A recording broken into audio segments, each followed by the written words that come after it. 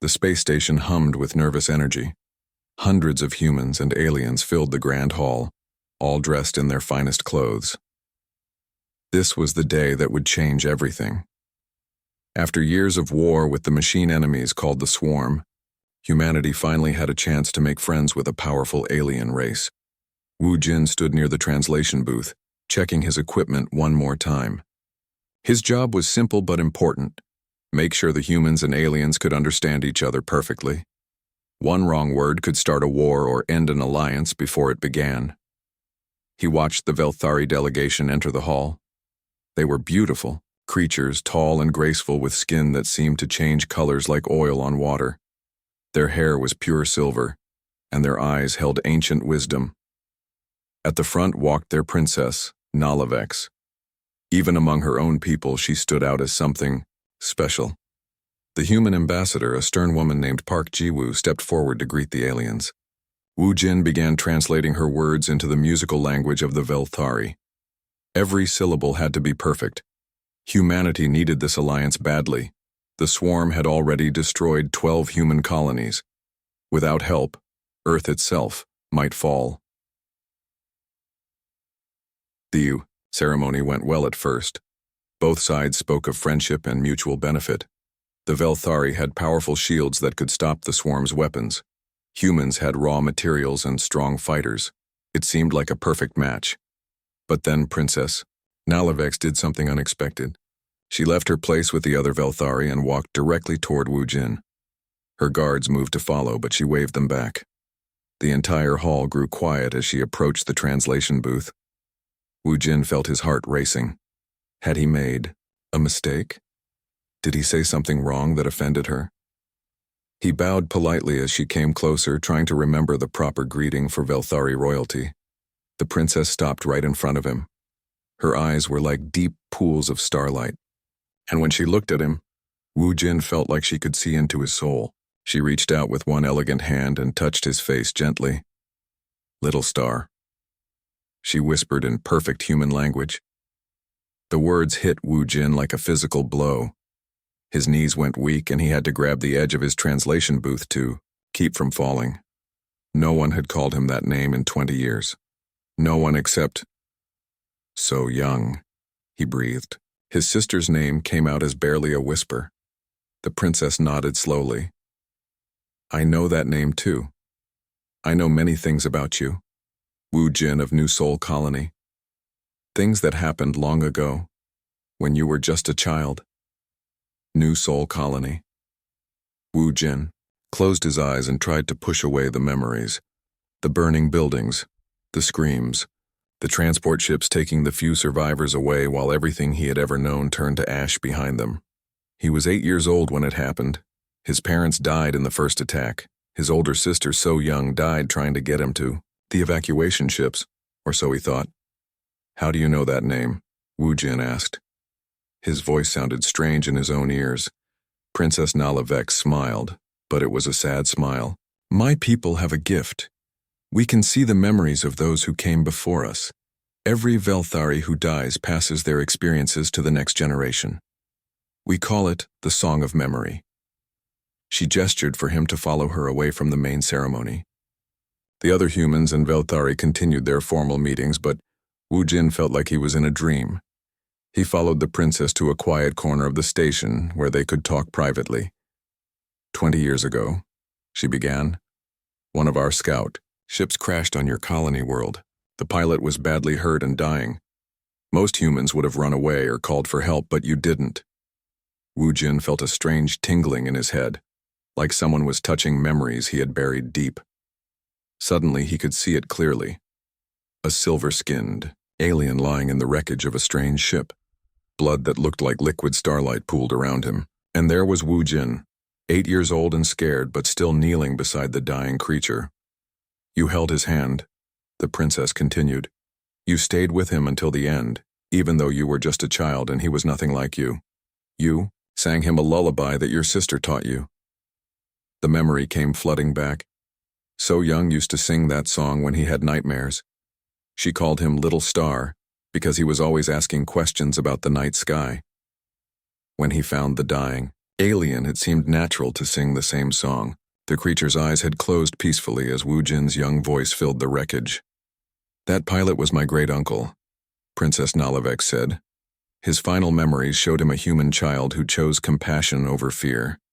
In our culture, this creates what we call a soul debt. Your entire species has earned something precious from us. Wu Jin stared at her. A soul debt? What does that mean? It means we owe humanity a blood oath. Whatever you need, we must provide. But, she paused and her expression grew troubled. Not all of my people agree. Many think humans are too primitive, too violent to be trusted with our advanced technology. She moved closer to him, and her voice dropped to an urgent whisper. There's something else, Wu Jin. Something about your sister. His heart stopped. So Young is dead. I saw her die. No, the princess said firmly. She's alive, but she's in terrible danger and she's the key to saving both our civilizations. The space station suddenly felt cold around them.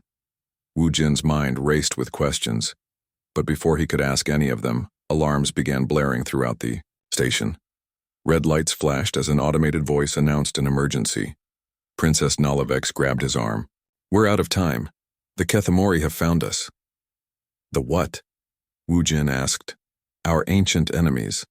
They feed on emotions, especially fear and pain, and they consider humans to be the ultimate delicacy. Through the station's windows, Wu Jin could see dark ships appearing in space around them. They looked wrong somehow, like they were made of shadow instead of metal. The human and Velthari ships moved to intercept them, but even as he watched, some of the dark vessels seemed to simply fade away only to reappear somewhere else.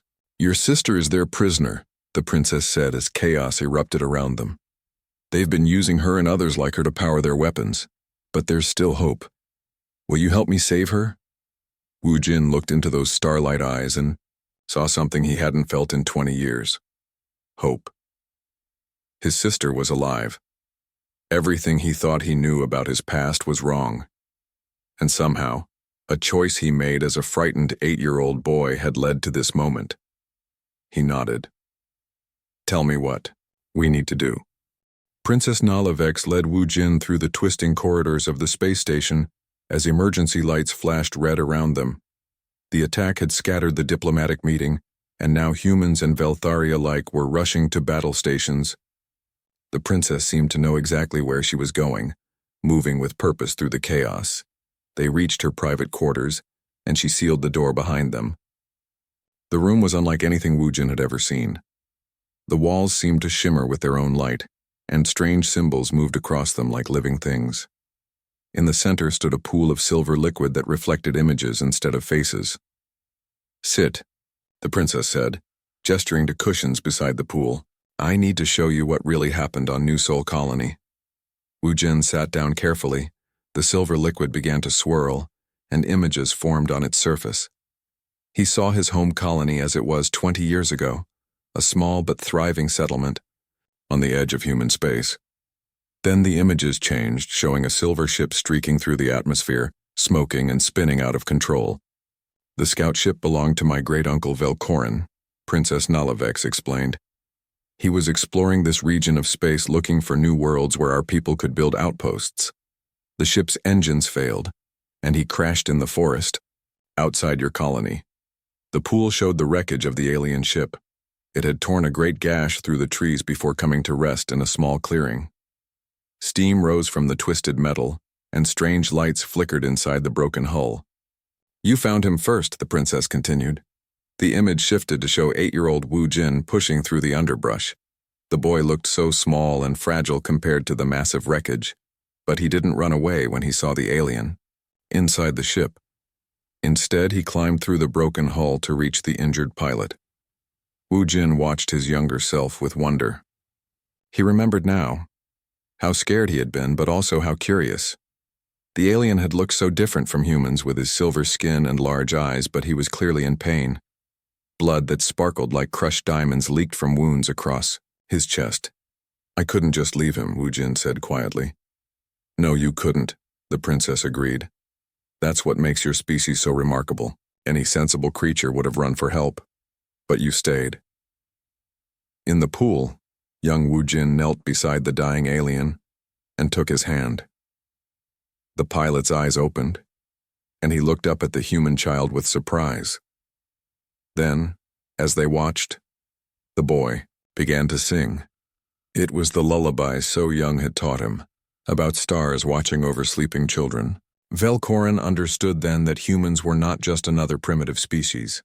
The princess said, "Your compassion, your willingness to comfort a stranger who looked nothing like you, this marked your people as something special, the alien."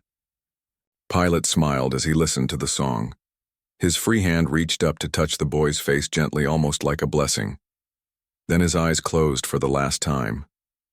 Before he died, Velcorin sent one final transmission to our homeworld, Princess Nalavex explained. All of his memories from that moment were included in the message. The image of a human child singing to ease his passing became part of our ancestral memory. Wu Jin felt tears on his cheeks. I never told anyone about finding him. When the colony evacuation started, I just ran to the ships with everyone else. The swarm attacked 3 days later, the princess said. The pool showed New Sol colony under assault, black machines dropping from the sky, buildings exploding, people running and screaming. Your parents died trying to get you to safety, but your sister... The image in the pool focused on So Young, Wu Jin's older sister who was 14 at the time. She was carrying a younger child toward the evacuation ships when something else appeared, not the mechanical swarm, but creatures made of shadow and hunger. The Keth Mori. The swarm attack was just a distraction, Princess Nalavex explained. The Keth Mori use the chaos to hunt for humans. They can sense emotional energy from great distances, and they consider it the finest food in the galaxy. Wu Jin watched in horror as the shadow creatures surrounded his sister. She fought them bravely, but they were too strong. Dark tendrils wrapped around her and the child she was carrying, and then they simply vanished. So Young wasn't killed in the colony attack, he whispered. No, she was taken, along with dozens of other humans. The Keth Mori have been collecting your people for centuries, using them as living batteries to power their weapons and ships. The pool showed other scenes, hidden facilities in dark dimensions where humans hung in crystal prisons, their minds lost in endless nightmares while machines drained their emotional energy. Wu Jin saw his sister among them, older now but broken by years of psychic torture. Why are you telling me this? Wu Jin asked. Why now? Princess Nalavex stood and began pacing around the pool. Because the Keth Mori are preparing for war. They want to wipe out both humans and Velthari so they can feed on the emotional energy released by our deaths. But they've made a mistake. She stopped pacing and looked directly at him. They don't understand humans. They think your emotions make you weak, but they're wrong. Human feelings are chaotic and unpredictable in a way that confuses them. Where they expect fear, you show courage. Where they expect despair, you show stubborn hope. That doesn't sound like much of an advantage, Wu Jin said. It's everything, the princess replied. The Keth Mori's weapons are powered by negative emotions, fear, hatred, despair. But humans have a unique ability to feel multiple emotions at the same time. You can be terrified and brave, sad and hopeful, angry and loving all at once. This makes you almost impossible for them to predict or control. She knelt beside him and took his hands in hers. I have a plan to rescue your sister and the other prisoners, but I need your help. More than that, I need you to trust me completely. What do you want me to do? Help me infiltrate the Keth Mori stronghold. It won't be easy. We'll have to enter their dimension, a place where reality itself can be twisted by their will. But if we can reach the prisoners and free them, we can turn their own weapons against them. Wu Jin thought about his sister. Trapped for 20 years in a nightmare prison. He thought about all the other humans who had been taken, their families thinking they were dead. And he thought about the little alien pilot who had died in his arms all those years ago. Setting in motion events that led to this moment. What about the soul debt you mentioned? He asked. Princess Nalavex smiled. That's the beautiful part. By helping us defeat the Keth Mori, humanity will complete the soul debt. But more than that, You'll prove to my people that humans deserve to be our equals, not just our protected allies." Outside the room, they could hear the sounds of battle, ships firing, explosions echoing through space.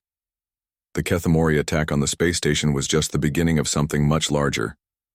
"There's one more thing you should know," the princess said. "The rescue mission will be extremely dangerous. The Kethemori consider human emotions to be addictive. The closer we get to their stronghold, the more they'll be drawn to you. They'll try to break your mind and feed on your despair." Wu Jin stood up slowly. He thought about 8-year-old Wu Jin, scared and alone, but still willing to comfort a dying stranger. That boy had grown up to be a man who translated between species, helping them understand each other.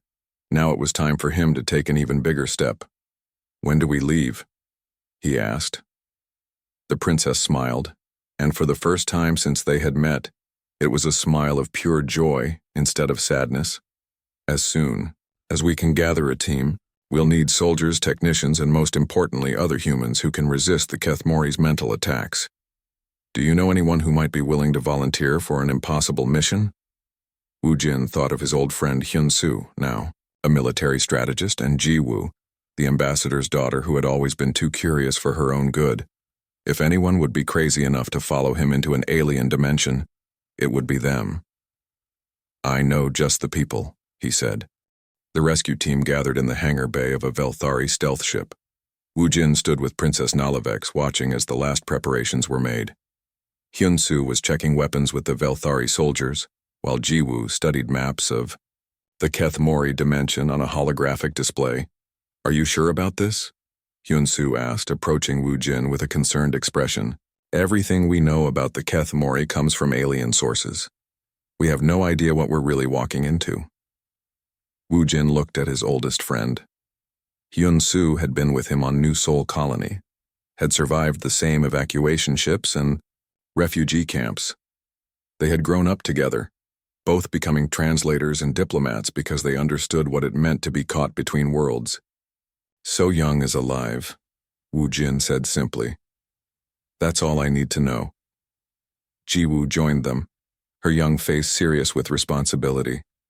As the ambassador's daughter, she could have stayed safe on Earth, but she had volunteered immediately when she heard about the mission. "The dimensional portal is ready," she reported. "The Velthari technicians say they can get us there, but extraction will depend on us creating enough of a disturbance to weaken the Kethmori's reality control."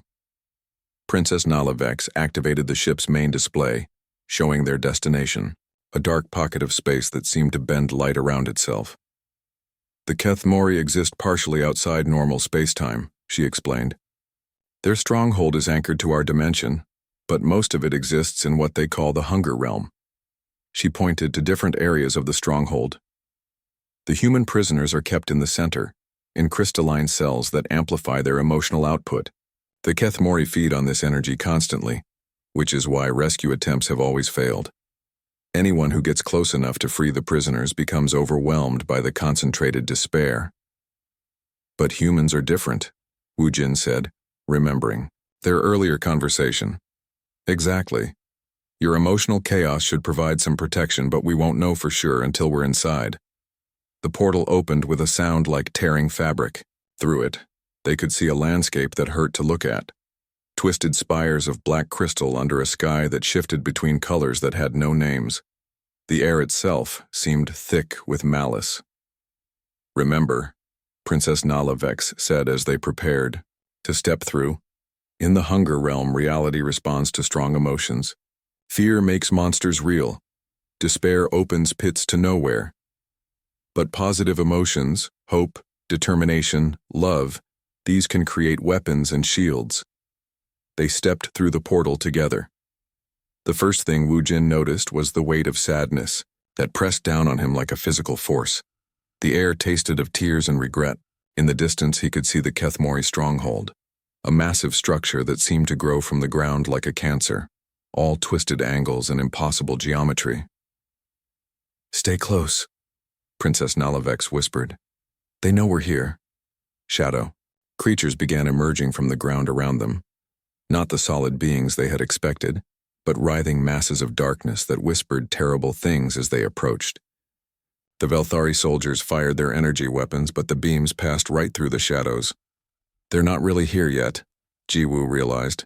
They're testing our emotional responses, trying to figure out how to manifest in forms that will terrify us most. Hyunsu grabbed Woojin's arm. Then we need to move fast before they figure us out. They ran toward the stronghold, but the landscape kept changing around them. The path stretched longer with each step, and the ground occasionally turned into quicksand made of liquid shadow. More than once, only the princess's knowledge of the realm's rules kept them from falling into traps that existed only because someone briefly feared they might. As they got closer to the stronghold, the psychic pressure intensified. Wu Jin began hearing voices, his parents calling for help, So Young screaming his name, friends from the colony begging him to save them. He knew the voices weren't real, but they still hurt. Don't listen, Princess Nalavex urged. They're trying to break your concentration. But then Wu Jin heard something different. A lullaby, sung in his sister's voice. The same song he had sung to the dying Velthari pilot all those years ago. This voice felt real in a way the others didn't. That's her, he said, stopping suddenly. That's actually So Young. The princess listened carefully, then nodded. You're right. The song is coming from the prison levels. She's trying to guide us to her. They fought their way through the lower levels of the stronghold, past Kethmori, guards that looked like walking nightmares. The Velthari soldiers held them off while Wu Jin, guided by his sister's distant singing, led them deeper into the structure. Finally, they reached the prison level. Hundreds of crystal cells lined the walls, each containing a human prisoner, suspended in glowing fluid. Most of the captives hung motionless, lost in whatever dreams the Kethmori had created for them. But in one cell near the center, a woman was singing softly to herself. So Young looked older than Wu Jin remembered, and her hair had turned white from stress and time. But her eyes were still alert, still fighting. When she saw him approaching, she smiled. "Little star," she said, her voice weak but warm. "I knew you'd come eventually." Wu Jin began working on the cell's locking mechanism, while Princess Nalavex and the others freed nearby prisoners. But as they worked, the stronghold began to shake. The Kethmori had realized what was happening and were mobilizing their full power. "We need to go now," Hyunsu shouted over the growing noise. But So Young was too weak to walk, and many of the other prisoners were barely conscious. They would never make it back to the portal in time. The Kethmori would overwhelm them, and everyone would end up back in the cells. That's when Wu Jin understood what Princess Nalavex had meant about human emotions creating weapons. He thought about his sister's 20 years of suffering, about all the other humans who had been taken from their families. He thought about the little alien pilot who had died far from home. And he felt something the Kethmori had never encountered before, not rage or despair, but determined love mixed with absolute stubbornness. The emotion took physical form in the hunger realm. Light began pouring from Wu Jin's hands, warm and golden and completely unlike the cold, crystalline light of the Kethmori technology. The light spread to the other humans in the rescue team, then to the freed prisoners. The Kethmori guards approaching them suddenly stopped, confused. Their weapons, designed to feed on negative emotions, couldn't lock onto targets that glowed. With love and determination, some of the shadow creatures actually began to dissolve, unable to exist in the presence of such alien emotions. "Impossible," one of the Kethmori commanders hissed. "Humans are food, not fighters. They cannot create light in the hunger realm." "You never understood us at all," Wu Jin said, lifting his sister in his arms. "We don't just feel one emotion at a time. We feel everything at once. And when we love someone, we don't give up. Ever." The light continued to spread, creating a protective bubble around the entire rescue team. They began moving toward the exit, but more Kethmori were gathering. The creatures had called reinforcements from across their dimension. Princess Nalavex made a difficult decision. "I can hold them off," she said, "but I'll have to use all of my psychic power to collapse this part of the stronghold. You'll have to get everyone to the portal without me." No, Wu Jin said firmly. We don't leave anyone behind. That's what makes us human. He looked at his sister, still weak but alert in his arms. So, young, do you remember the lullaby you taught me? The one about stars watching over us? She nodded. Then sing it with me. All of you, he called to the other humans. Let's show these things what real human emotion looks like. The rescued prisoners, the rescue team, even Princess Nalavex began singing the simple lullaby. Their voices were rough and untrained, but they sang with the same stubborn love that had kept them fighting through 20 years of nightmares. The song created something the Kethmori had never seen before, a harmony of human emotions that was both chaotic and beautiful. The light around them grew brighter and the shadow creatures began fleeing instead of attacking. Together, they walked out of the stronghold and back to their portal, singing the entire way. The Kethmori could only watch in confusion as their ultimate prey simply refused to be victims. The portal brought them back to normal space just as the largest Kethmori invasion fleet in history emerged from the darkness. Hundreds of shadow ships materialized around the Velthari homeworld, their hulls crackling with energy stolen from human prisoners over centuries of feeding. Wu Jin held his sister So Young as their rescue ship raced toward the Velthari fleet. She was still weak, but her eyes were clear for the first time in 20 years.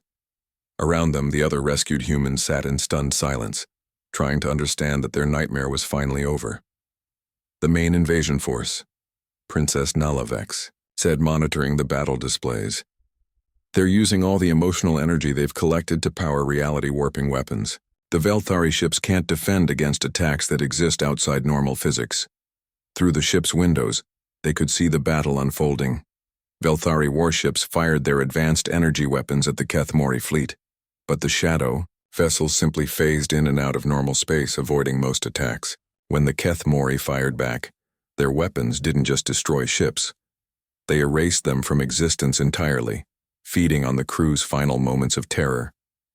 We have to do something, Jiwoo said, studying the tactical displays.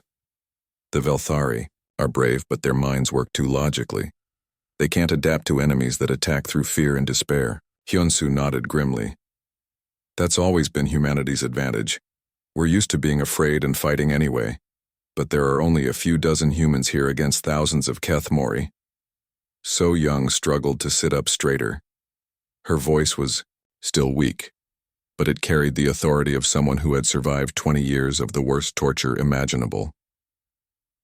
The other prisoners, she said. The ones we couldn't rescue. They're still connected to the Kethmori fleet, still powering their weapons.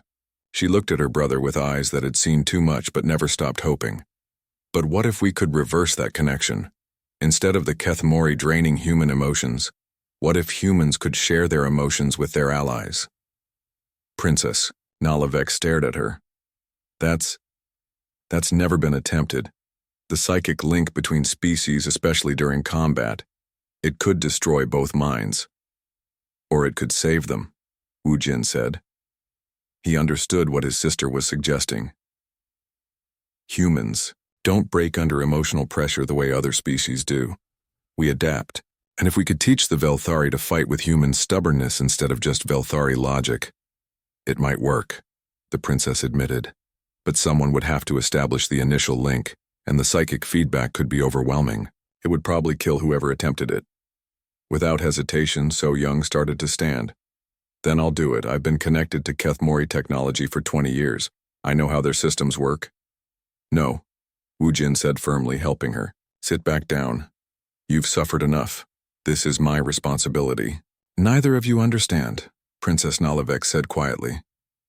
It can't be just one human. The link needs to be strong enough to connect with thousands of Velthari minds simultaneously. It would require every human in the fleet working together. The battle outside was getting worse. Several Velthari ships had already been destroyed and the survivors were falling back toward their homeworld. The Kethmori fleet pressed forward, feeding on the growing fear and desperation of the defending forces. Then we'd better get started, Wu Jin said. The plan came together quickly. The rescued human prisoners were still weak, but they volunteered immediately. The human diplomatic staff, including Jiwoo and her father, the ambassador, joined them. Hyun-soo convinced the human military observers to participate. Within an hour, they had gathered every human in the fleet. Princess Nalavex worked with her technicians to modify the Velthari communication systems. "We'll need to establish the link gradually," she explained. "Start with just a few Velthari ship captains, then expand the network as we learn to handle the emotional feedback."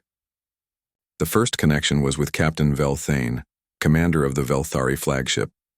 Woo Jin, serving as the primary link, felt the alien mind touch his own.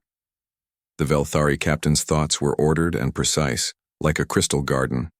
But when Woo Jin shared his own emotions, his fear for his sister, his determination to protect innocent people, his stubborn refusal to give up, the alien mind was overwhelmed. "Too much," Captain Velthane gasped over the communication system. "How do you think with such chaos in your mind?" "We don't think around it," So Young said, adding her own voice to the link. "We think with it. Fear makes us careful. Anger makes us strong. Love makes us brave." Gradually, the Velthari captain began to understand. Instead of trying to fight the human emotions, he learned to use them.